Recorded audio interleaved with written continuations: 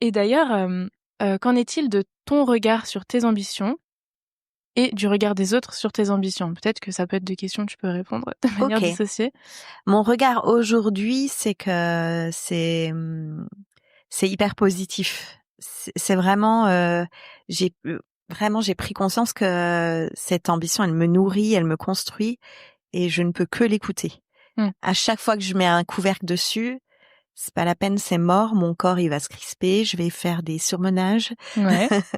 je vais être mal, et je nourris pas on va dire, ma créativité.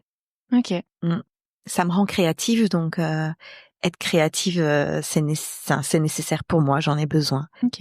Et le regard des autres alors, est-ce Ah oui, qu'il a une place, j'avais oublié l'autre question.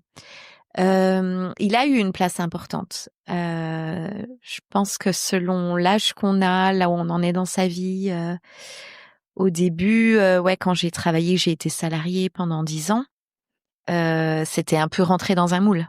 C'était hyper rassurant pour moi. J'ai fini mes études, mon stage, on m'a embauchée direct, j'ai pas trop eu à réfléchir. J'ai pu acheter un appart, enfin, c'était très, très rassurant.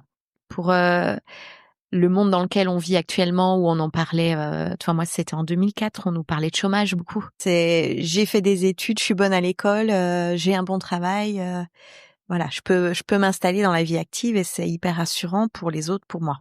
Ouais. Ouais. Tu vois, aujourd'hui, je me dis, j'encourage vachement les gens, peu importe l'âge, on peut dire les jeunes si on veut, mais à voyager s'ils ont envie, à se faire une expérience autre s'ils ont envie.